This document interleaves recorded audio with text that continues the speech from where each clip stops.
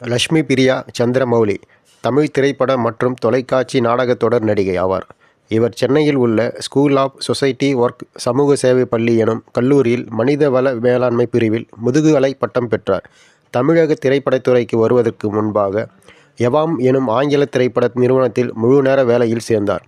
மேலும் இவர் முன்னாள் தேசிய பெண்கள் துடுப்பாட்ட அணி வீரர் ஆவார். தேசிய அளவில் நடைபெற்ற வட்டு விளையாட்டுப் போட்டியில் வெற்றியும் பெற்றார்.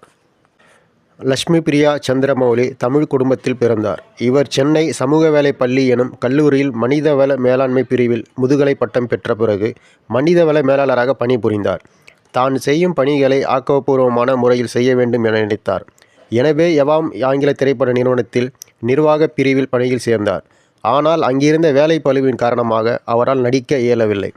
இங்கு பணிபுரியும் போதுதான் திட்டமிடல் எவ்வாறு செயலாக மாறுகிறது என்பதை நான் கற்றுக்கொண்டேன் என தெரிவித்தார். லட்சுமி தனது சிறுவயதிலிருந்தே தடகள விளையாட்டு மெய்வல்லுநராக இருந்து வருகிறார். இவருக்கு 10 வயது ஆவதற்கு முன்பிலிருந்தே சீருடர் பயிற்சிகள் கற்று வருகிறார். பின் துடுப்பாட்டம் விளையாடத் தொடங்கினார்.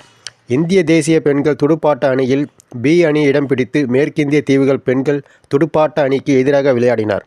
அல்டிமேட் சென்னை ஃப்ரீஸ்பீயில் உறுப்பினராக உள்ளார். இதில் நடைபெறக்கூடிய போட்டிகளில் தொடர்ச்சியாக விளையாடியும் வருகிறார்.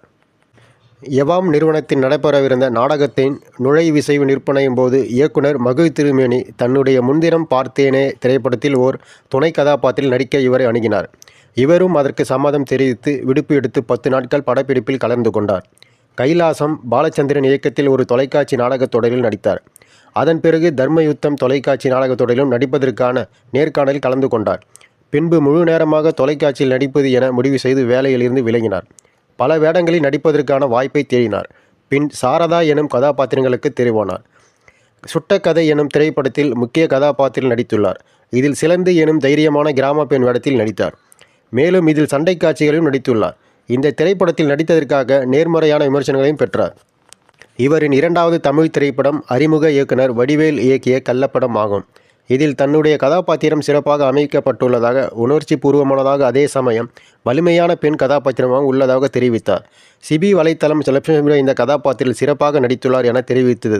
மேலும் இவர் நயன்தாரா மற்றும் ஆரி நடிகர் நடித்த மாயா திரைப்படத்திலும் நடித்துள்ளார். 2017ஆம் ஆண்டுகளில் பல தமிழ் குறும்படங்களில் நடித்துள்ளார். குறிப்பாக லட்சுமி குறும்படத்தின் மூலம் மிகவும் பிரபலமானார். இந்த குறும்படத்திற்கு கலவையான விமர்சனங்கள் கிடைத்தன.